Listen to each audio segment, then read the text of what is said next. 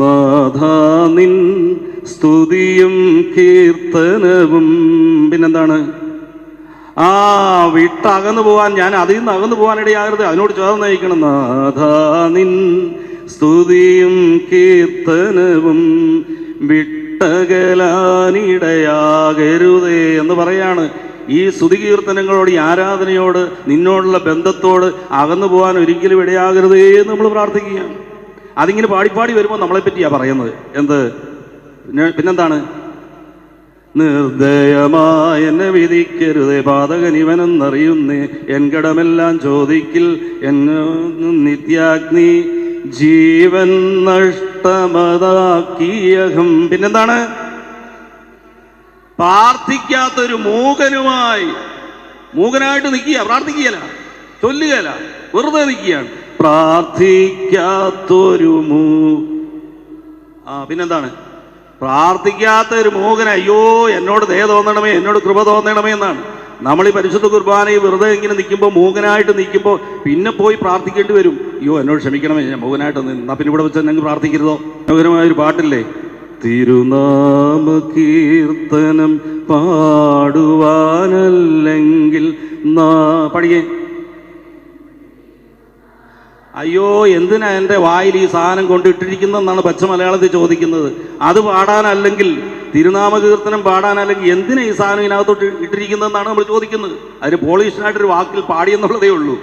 തിരുനാമ കീർത്തനം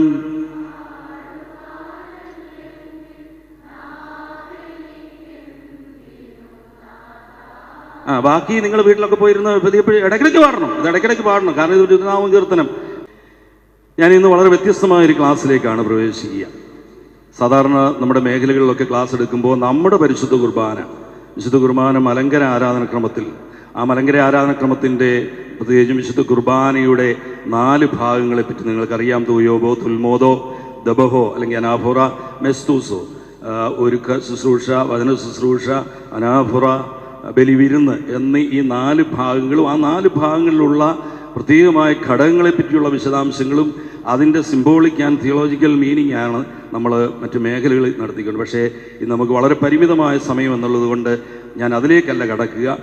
നമ്മൾ വിശ്വസിക്കുന്നതും ആഘോഷിക്കുന്നതുമായ പരിശുദ്ധ കുർബാന നമുക്കതെങ്ങനെ ഏറ്റവും അനുഭവവേദ്യമായി നമുക്ക് അതിൽ പങ്കുചേരാൻ സാധിക്കുമെന്നുള്ളൊരു കോൺസെപ്റ്റിലാണ് ഞാൻ നിൽക്കുക. നമുക്കറിയാം, നമ്മുടെ ആരാധന തന്നെ പൊതുവിൽ പറഞ്ഞാൽ ആരാധനയിൽ ഏറ്റവും പരമപ്രധാനമാണ് പരിശുദ്ധ കുർബാന. ഉദാശകളിൽ ഏറ്റവും വലിയ ഉദാശയാണ് പരിശുദ്ധ കുർബാന. ഇതിൻ്റെ എല്ലാം ഉദ്ദേശമെന്ന് പറയുന്നത് നമ്മളെ വിശുദ്ധീകരിക്കുക എന്നുള്ളതാണ്. ഈ വിശുദ്ധീകരണം നമ്മൾ യാമപ്രാർത്ഥനകളിലാണെങ്കിലും, ദൈവവചനം വായിക്കുമ്പോഴാണെങ്കിലും, ഉദാശകളിലാണെങ്കിലും, പരിശുദ്ധ കുർബാനയിലാണെങ്കിലും ഒക്കെ സംബന്ധിക്കുമ്പോൾ സംഭവിക്കുന്നതും സംഭവിക്കേണ്ടതും വിശുദ്ധീകരണമാണ്. ആരാധനയുടെ 2 പ്രധാനപ്പെട്ട ലക്ഷ്യം ഗ്ലോറിഫിക്കേഷൻ ഓഫ് ഗോഡും സാങ്ക്ടിഫിക്കേഷൻ ഓഫ് മാനുമാണ്. ദൈവത്തിൻ്റെ മഹത്വീകരണവും അതുപോലെ തന്നെ മനുഷ്യൻ്റെ വിശുദ്ധീകരണവും. എങ്ങനെയാണ് ഈ വിശുദ്ധീകരണം നടക്കുക? എങ്ങനെ നമ്മൾ പങ്കുചേരുമ്പോഴാണ് ഈ വിശുദ്ധീകരണം നടക്കുക? അതാണ് അടിസ്ഥാനപരമായി ഈ ക്ലാസ്സിലൂടെ ഞാൻ പറയുവാനായിട്ട് ഉദ്ദേശിക്കുന്നത്. നമുക്കറിയാം, പരിശുദ്ധ കുർബാനയിൽ നമ്മൾ പ്രത്യേകം സംബന്ധിക്കേണ്ടുന്നൊരു വിധമുണ്ട്. അതിനൊരു പ്രത്യേകമായ ഡിസ്പോസിഷനുണ്ട്, അതിനൊരു ആറ്റിറ്റ്യൂഡുണ്ട്. അങ്ങനെ നമ്മൾ പങ്കുചേരുമ്പോഴാണ്, നമുക്കറിയാം, നമ്മുടെയൊക്കെ പ്രായം ആലോചിച്ച് നോക്കി, എത്ര വയസ്സുണ്ടോ ഓരോരുത്തരും, അവരവർക്കറിയാം. എത്രയോ വർഷങ്ങളായി എത്രയോ പരിശുദ്ധ കുർബാനയിൽ നമ്മൾ സംബന്ധിച്ചുകൊണ്ടിരിക്കുന്നതാണ്. എന്നാൽ എത്ര പ്രാവശ്യം നമുക്കതൊരു അനുഭവമായി, നമുക്കൊരു ശക്തിയായി നമുക്ക് മുമ്പോട്ട് പോകാൻ സാധിച്ചിട്ടുണ്ട്. അതുകൊണ്ടാണ് മാർപ്പാപ്പ പറയുക, ഈ പരിശുദ്ധ കുർബാന it's a mystery to be believed, a mystery to be celebrated, a mystery to be lived. അവിടെ ചെന്ന് അവസാനിക്കണം. നമ്മൾ വിശ്വസിക്കുന്നതും ആഘോഷിക്കുന്നതുമായ പരിശുദ്ധ കുർബാന ജീവിതത്തിലേക്ക് പോകണം, ജീവിതത്തെ തൊടണം, നമ്മുടെ ഹൃദയത്തെ, നമ്മുടെ മനസ്സിനെ തൊടണം, രൂപപ്പെടണം, രൂപാന്തരപ്പെടുത്തണം എന്നുള്ളതാണ്. അവിടേക്കാണ് പോകേണ്ടത്. അപ്പോൾ ഈ പരിശുദ്ധ കുർബാനയെ നമ്മൾ സംബന്ധിച്ച് നമ്മുടെ ജീവിതത്തെ സ്പർശിക്കത്തക്കവണ്ണം ഒരനുഭവത്തിൽ നമ്മൾ പങ്കുചേരണം. 2-ാം വത്തിക്കാൻ സിനോദോസിൻ്റെ ആരാധനക്രമത്തെക്കുറിച്ചുള്ള കോൺസ്റ്റിറ്റ്യൂഷനെ പറ്റി ഞാൻ പറഞ്ഞു. സാക്രോ സാങ്ക്തും കൊഞ്ചീലിയും എന്നാണ് അതിൻ്റെ പേര്. അതിൻ്റെ 2-ാമത്തെ അധ്യായത്തിലാണ് വിശുദ്ധ കുർബാന എന്നതിനെപ്പറ്റി ഞാൻ സൂചിപ്പിച്ചു. 1-ാമത്തെ അധ്യായത്തിൽ നമ്പർ 14 ഇങ്ങനെയാണ് പറയുക, എങ്ങനെ നമ്മൾ പരിശുദ്ധ കുർബാനയിൽ സംബന്ധിക്കണം, എങ്ങനെ പരിശുദ്ധ കുർബാനയിൽ സംബന്ധിക്കുമ്പോഴാണ് അതൊരു അനുഭവമായി നമുക്ക് ലഭ്യമാകുന്നത്. അവിടെ 3 പ്രധാനപ്പെട്ട കാര്യങ്ങൾ ഞാനിത് എല്ലായിടത്തും പറഞ്ഞിട്ടുള്ളതാണ്, കുറേ പേർക്കൊക്കെ അറിയാം. The participation of the faithful in the Holy Eucharist should be full, active and conscious participation. ഫുള്ളായിട്ട് പങ്കുചേരണം. ആ ഫുള്ളായിട്ട് പങ്കുചേരുക എന്ന് പറഞ്ഞാൽ എന്താണ്? നമ്മളൊക്കെ പങ്കുചേരുന്നുണ്ട്, ഫുള്ളായിട്ട് പങ്കുചേരുന്നുണ്ട്. നമ്മുടെ മനസ്സിൽ പെട്ടെന്ന് വരുന്നത് എന്താണ്? ഫുള്ളായിട്ട് പങ്കുചേരുക എന്ന് പറഞ്ഞാൽ രാവിലെ 8:30 8:30 വരുന്നു, 10:30 കഴിയുമ്പോൾ ഇറങ്ങിപ്പോകുന്നു, 2 മണിക്കൂർ നമ്മൾ ഫുള്ളായിട്ട് പങ്കുചേരുന്നു. അതിനെപ്പറ്റി മാത്രമല്ല, അത് വേണം. അതോടൊപ്പം തന്നെ ഫുള്ളായിട്ട് ഞാൻ പങ്കുചേരുക എന്ന് പറഞ്ഞാൽ 8:30 മുതൽ 10:30 വരെ ആണെങ്കിൽ ആ 10:30 വരെയുള്ള 2 മണിക്കൂർ സമയം ഞാൻ മുഴുവനായി അവിടെ ഉണ്ടാകണം. എൻ്റെ ശരീരം മാത്രമല്ല, എൻ്റെ മനസ്സ്, എൻ്റെ ഹൃദയം, എൻ്റെ വികാരം, എൻ്റെ വിചാരം, ചിന്തകൾ എല്ലാം ഇവിടെ ഉണ്ടാകണം. അതെല്ലാം കൂടെ കൂടുന്നതാണ് ഞാൻ.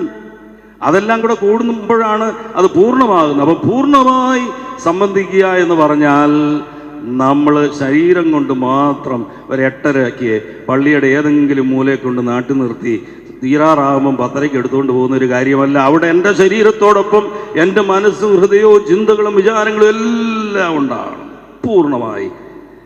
രണ്ടാമത് പറയുന്നത് ആക്റ്റീവ് പാർട്ടിസിപ്പേഷൻ. ഞാൻ ഇക്കൂട്ടത്തിൽ തന്നെ ഒരു കാര്യം കൂടെ പറയാം. പലരും വിചാരിച്ചിരിക്കുന്ന പരിശുദ്ധ കുർബാന തുടങ്ങുന്നതിൻ്റെ സമയത്തെപ്പറ്റി ഒരു തെറ്റിദ്ധാരണയൊക്കെ ഉണ്ട്. എപ്പോഴാണ് തുടങ്ങുന്നത്? അത് കുർബാന 9 മണിക്ക്. 8:30 പ്രഭാത പ്രാർത്ഥനയുണ്ടെങ്കിൽ പലരും വിചാരിച്ചിരിക്കുന്നത് അത് ഇതിൻ്റെ ഭാഗമേ അല്ലെന്നാണ്. നിങ്ങൾ ഒരു കാര്യം ഓർത്തോളുക, ഇന്ന് ഈ ദിവ്യകാരുണ്യ കോൺഗ്രസിൽ സംബന്ധിച്ചിട്ട് നിങ്ങൾ പോകുമ്പോൾ നിങ്ങൾ മനസ്സിലാക്കേണ്ടത് വിശുദ്ധ കുർബാന തുടങ്ങുന്നത് വിശുദ്ധ കുർബാനയുടെ ആർക്കായി കാഴ്ചകൾ പറയുമ്പോഴല്ല, പ്രഭാത പ്രാർത്ഥനയോടുകൂടി, അതിനു മുമ്പുള്ള ഒരുക്കത്തോടുകൂടി. പലവിധ ഒരുക്കങ്ങളുണ്ട്. നമുക്കിപ്പോൾ ഒരുങ്ങി ആത്മീയമായി തന്നെ വരാൻ സാധിക്കും, അതൊരുക്കമാണ്. പ്രഭാത പ്രാർത്ഥന എന്ന് പറയുന്നത് ഇതിൻ്റെ ഭാഗമാണ്. അതുകൊണ്ട് 8:30 നമസ്കാരവും 9 കുർബാനയുമാണെങ്കിൽ കുർബാന എപ്പോഴാണെന്ന് ചോദിച്ചാൽ 9 എന്ന് പറയരുത്, 8:30 അവിടെ മുതൽ നമ്മൾ സംബന്ധിക്കണം. അത് ഒരുക്കമാണ്, നമ്മളെ ഒരുക്കുകയാണ്. ആത്മീയമായി നമ്മളെ ഒരുക്കി ഏറ്റവും പരമപ്രധാനമായ പരിശുദ്ധ കുർബാനയിലേക്ക് കൊണ്ടുവരികയാണ്. അപ്പോൾ അതുകൊണ്ട് അതിൽ സംബന്ധിക്കുക. ഇനി ആക്റ്റീവായിട്ട് പങ്കെടുക്കുക എന്ന് പറഞ്ഞാൽ നിങ്ങൾക്കറിയാം, അതിൻ്റെ ഓപ്പോസിറ്റ് മനസ്സിലാകുമ്പോൾ ആക്റ്റീവിൻ്റെ അർത്ഥം പിടി കിട്ടും. ആക്റ്റീവിൻ്റെ ഓപ്പോസിറ്റ് എന്താ? ഇനാക്റ്റീവ് എന്നോ പാസീവ് എന്നോ ഒക്കെ പറയാം. പാസീവായിട്ട് നമ്മൾ രണ്ടല്ല. ഇന്നിപ്പം നമ്മളിപ്പം രാവിലെ ഇപ്പോൾ 8:30 തുടങ്ങി, ഇന്ന് എങ്ങനെയാണെങ്കിലും ഒരു 1:30 ആവും തീരും. അങ്ങനെയാണല്ലോ നമ്മുടെ ടൈം ടേബിൾ. നിങ്ങളത് പറ്റി വിഷമിക്കേണ്ട, അല്ല അങ്ങനെ അങ്ങ് പൊക്കോളൂ. 1:30 വരെ വേണമെങ്കിൽ ഈ 5 മണിക്കൂർ നമുക്ക് പാസീവായിട്ട് നിൽക്കാം, ഒരു കുഴപ്പമില്ല. മണിക്കൂർ കൂടും തോറും നമുക്ക് പാസീവായിട്ട് തന്നെ നിൽക്കാം. അങ്ങനെയല്ല നിൽക്കേണ്ടത്. ആക്റ്റീവായിട്ട് നമ്മൾ പങ്കുചേരുക എന്ന് പറഞ്ഞാൽ സജീവമായി പങ്കുചേരുക, എല്ലാവരും കൂടെ ചൊല്ലണം. ഇന്ന് പ്രഭാത പ്രാർത്ഥനയിൽ ഗോയർ വളരെ താഴ്ത്തിയ ശബ്ദത്തിൽ ചൊല്ലിക്കൊണ്ട് കുറേ പേരുടെ ശബ്ദം കേൾക്കാനായിട്ട് സാധിച്ചു. എല്ലാവരും ചൊല്ലണം. ഇവിടെ എന്തിനാണ് നമ്മളിങ്ങനെ വെറുതെ വന്നിങ്ങനെ നിൽക്കുന്ന, അനങ്ങാതെ നിൽക്കുന്ന, വാതുറക്കാതിരിക്കുന്ന, ചൊല്ലാതിരിക്കുന്ന? എന്തിനാണ്? നമ്മളെല്ലാവരും കൂടിയാണ് ചൊല്ലുക. സജീവമായി പങ്കുചേരുക എന്ന് പറഞ്ഞാൽ നമ്മളെല്ലാവരും കൂടി ചൊല്ലുക എന്നാണ് അതിൻ്റെ അർത്ഥം. അപ്പം അതിലാണ് നമ്മൾ സജീവമായിട്ട് പങ്കുചേരുന്നത്. നമുക്ക് ഈ മനോഹരമായൊരു പാട്ടില്ലേ, തിരുനാമ കീർത്തനം പാടുവാനല്ലെങ്കിൽ പഠിക്കേ. അയ്യോ, എന്തിനാ എൻ്റെ വായിൽ ഈ സാധനം കൊണ്ടിട്ടിരിക്കുന്നതെന്നാണ് പച്ച മലയാളത്തിൽ ചോദിക്കുന്നത്. അത് പാടാനല്ലെങ്കിൽ, തിരുനാമകീർത്തനം പാടാനല്ലെങ്കിൽ എന്തിനാ ഈ സാധനം ഇതിനകത്തോട്ട് ഇട്ടിരിക്കുന്നതെന്നാണ് നമ്മൾ ചോദിക്കുന്നത്. അതിന് പോളിഷായിട്ടൊരു വാക്കിൽ പാടിയെന്നുള്ളതേ ഉള്ളൂ. തിരുനാമകീർത്തനം.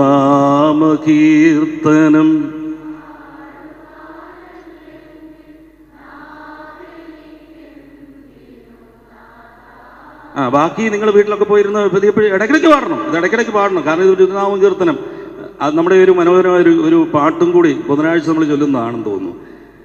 നാഥാ നിൻ സ്തുതിയും കീർത്തനവും. പിന്നെന്താണ്? വിട്ടകന്നു പോവാൻ, ഞാൻ അതിൽ നിന്ന് അകന്നു പോകാനിടയാകരുത്, അതിനോട് ചേർന്ന് നയിക്കണം. നാഥാ നിൻ സ്തുതിയും കീർത്തനവും വിട്ടകലാനിടയാകരുതേ എന്ന് പറയാണ്. ഈ സ്തുതികീർത്തനങ്ങളോട്, ഈ ആരാധനയോട്, നിന്നോടുള്ള ബന്ധത്തോട് അകന്നു പോകാൻ ഒരിക്കലും ഇടയാകരുതേ എന്ന് നമ്മൾ പ്രാർത്ഥിക്കുകയാണ്. അതിങ്ങനെ പാടിപ്പാടി വരുമ്പോൾ നമ്മളെപ്പറ്റിയാണ് പറയുന്നത്. പിന്നെന്താണ്? നിർദ്ദയമായ എന്നെ വിധിക്കരുതേ, പാതകൻ ഇവനെന്നറിയുന്നേ, എൻ കടമെല്ലാം ചോദിക്കിൽ എന്നെ നിത്യാഗ്നി ജീവൻ നഷ്ടമതാക്കിയഹം. പിന്നെന്താണ്? പ്രാർത്ഥിക്കാത്തൊരു മൂകനായിട്ട് നിൽക്കുക, പ്രാർത്ഥിക്കുകയല്ല, ചൊല്ലുകയല്ല, വെറുതെ നിൽക്കുകയാണ്. പ്രാർത്ഥിക്കാത്തൊരു പിന്നെന്താണ്? പ്രാർത്ഥിക്കാത്ത ഒരു മൂകൻ, അയ്യോ എന്നോട് ദയ തോന്നണമേ, എന്നോട് കൃപ തോന്നണമേ എന്നാണ്. നമ്മൾ ഈ പരിശുദ്ധ കുർബാനയിൽ വെറുതെ ഇങ്ങനെ നിൽക്കുമ്പോൾ, മൂകനായിട്ട് നിൽക്കുമ്പോൾ പിന്നെ പോയി പ്രാർത്ഥിക്കേണ്ടി വരും. അയ്യോ എന്നോട് ക്ഷമിക്കണമേ, ഞാൻ മൂകനായിട്ട് എന്നാ പിന്നെ ഇവിടെ വെച്ച് ഞങ്ങൾ പ്രാർത്ഥിക്കരുതോ, എന്നാ പിന്നെ ഒന്നിച്ചങ്ങ് പ്രാർത്ഥിക്കരുതോ, എല്ലാവരും കൂടി ചേർന്ന് പ്രാർത്ഥിക്കണം. അതാണ്. അപ്പൊ ഈ ആക്റ്റീവായിട്ട് എല്ലാവരും ഇന്ന് പരിശുദ്ധ കുർബാന അഭിമന്യ പിതാവ് ഇവിടെ അർപ്പിക്കുമ്പോൾ സകലരുടെയും വാകൾ പൊളിഞ്ഞ് നന്നായിട്ട് ഉച്ചത്തിൽ ചൊല്ലുവാനായിട്ട് പ്രത്യേകം ശ്രദ്ധിക്കുക. ഇവിടെ നിന്ന് മാത്രമല്ല, ദിവ്യകാരുണ്യ കോൺഗ്രസ്സിൽ അന്ന് ഞങ്ങൾ ഒക്ടോബർ 24 പോയപ്പോൾ ഉറക്കെ ചൊല്ലിയായിരുന്നു. പള്ളി ചെല്ലുമ്പോൾ അങ്ങനല്ല, ഇന്ന് മുതൽ നമ്മൾ ആരംഭിക്കുകയാണ്. അല്ല പിന്നെ എന്തിനാ ഇതുകൊണ്ട് തന്നെ പ്രയോജനം? ഇത് നമ്മുടെ കാലഘട്ടത്തിൽ നമുക്ക് കിട്ടിയൊരു വലിയ ഭാഗ്യമാണ്. 8 മേഖലകൾ, 134 പള്ളികളിലും കഴിഞ്ഞ് 8 മേഖലകളും കഴിഞ്ഞ് ഇന്ന് 9ാമത്തെ മേഖല തിരുവല്ലായുടെയും അതിരൂപതയുടെയും കൂടെ സംയുക്തമായിട്ടാണ് നടത്തുക. അവിടെ എല്ലാം മനുഷ്യർ പറഞ്ഞത് അതാണ്, ഒരു വലിയ അനുഭവം. അപ്പൊ അതുകൊണ്ട് തീർച്ചയായും പ്രിയമുള്ള ഒരു ആക്റ്റീവായിട്ടുള്ള പാർട്ടിസിപ്പേഷൻ. മൂന്നാമത് കോൺഷ്യസ് പാർട്ടിസിപ്പേഷൻ. കോൺഷ്യസ് എന്ന് പറഞ്ഞാൽ ബോധപൂർവ്വം നിൽക്കണം. ബോധമില്ലാതെ നിൽക്കാനുള്ള സ്ഥലമല്ല പള്ളി അല്ലെങ്കിൽ ആരാധന. ബോധപൂർവ്വം നിൽക്കണം. എവിടാണ് ഞാൻ നിൽക്കുന്നത്? എന്താണ് ചെയ്തുകൊണ്ടിരിക്കുന്നത്? എന്താണ് ഞാൻ പ്രാർത്ഥിക്കുന്നത്? അതിൻ്റെ അർത്ഥം എന്താണ്? ഓരോരുത്തരോടും ഒന്ന് നമ്മൾ തന്നെ ഒന്ന് ആലോചിച്ച് നോക്കി. നമ്മൾ ചൊല്ലുന്നതിൻ്റെ എന്തെങ്കിലും അർത്ഥം നമുക്ക് പിടികിട്ടുന്നുണ്ട്? നമ്മളിങ്ങനെ നമുക്കറിയാവുന്ന ഒരു ട്യൂണും പാടി നമുക്ക് അറിയാവുന്ന ഒരു പ്രാർത്ഥനയും ചൊല്ലി ഇങ്ങനെ അങ്ങ് പോവാണ്. അതിൻ്റെ അർത്ഥത്തിലേക്ക് നമ്മൾ പോകുന്നില്ല. അർത്ഥമില്ലാത്ത ഒരു പ്രാർത്ഥനയും അർത്ഥമില്ലാത്ത ഒരു ഗീതവും നമ്മുടെ ആരാധനക്രമത്തിൽ ഇല്ല. വളരെ പൂർണ്ണമാണ്. പക്ഷെ അത് കണ്ടുപിടിക്കേണ്ട ആരാ? ഞാൻ തന്നെ. പാടുമ്പം തന്നെ. അതിനാണ് നമുക്ക് പുസ്തകമൊക്കെ എടുത്ത് ചൊല്ലണമെന്നൊക്കെ പറയുന്നത്. നമ്മളിതിങ്ങനെ കാണാൻ പഠിച്ച് വെച്ചിരിക്കും, ഇങ്ങനെ അങ്ങ് പോവാണ്. ആ ടൈം അനുസരിച്ച് ഇങ്ങനെ അങ്ങ് പോവാണ്. അതേസമയം നമ്മൾ പുസ്തകം എടുത്ത് വെച്ച് നമ്മൾ ചൊല്ലുന്നതിൻ്റെ അർത്ഥം കൂടെ ഒന്ന് ആലോചിച്ചൊന്ന് പാടി നോക്കിയേ. ഏത് പ്രാർത്ഥനയാണെങ്കിലും ഗീതമാണെങ്കിലും അർത്ഥം കൂടെ ഒന്ന് ആലോചിച്ചൊന്ന് ചൊല്ലി പാടി നോക്കിയേ. അത് ഭയങ്കര അനുഭവമായിരിക്കും. എനിക്ക് 100 അനുഭവങ്ങൾ സാമ്പിൾസ് പറയാനുണ്ട്. പക്ഷെ നമുക്ക് അതിലേക്ക് പോകാനായിട്ട് സമയം. നിങ്ങൾ ചെയ്യേണ്ടത് കോൺഷ്യസ് ആയിട്ട് പാർട്ടിസിപ്പേറ്റ് ചെയ്യണം. വെറുതെ ബോധമില്ലാതെ 5 മണിക്കൂർ എന്തിനാ പള്ളിക്കകത്ത് നിൽക്കുന്നത്, അല്ലെങ്കിൽ 2 മണിക്കൂർ നിൽക്കുന്നത് എന്തിനാ? ബോധപൂർവ്വം നിന്ന് അതിൽ പങ്കുചേരുക. ആ പാടുന്നതും പ്രാർത്ഥിക്കുന്നതും എന്താണ് എന്ന് ഒന്ന് ആലോചിച്ച് ചിന്തിച്ച് അതിൽ പങ്കുചേരുവാനായിട്ട് പ്രത്യേകം ശ്രദ്ധിക്കുക. അപ്പോൾ ഇതാണ് 3 കാര്യങ്ങൾ. ഏതൊക്കെയായിരുന്നു? ഒന്ന് full participation, 2 active participation, 3 conscious participation. അങ്ങനെ പങ്കുചേരുമ്പോഴാണ് നമുക്കതൊരു അനുഭവമായി മാറുന്നത്. ഈ 3 കാര്യങ്ങൾ വേണം.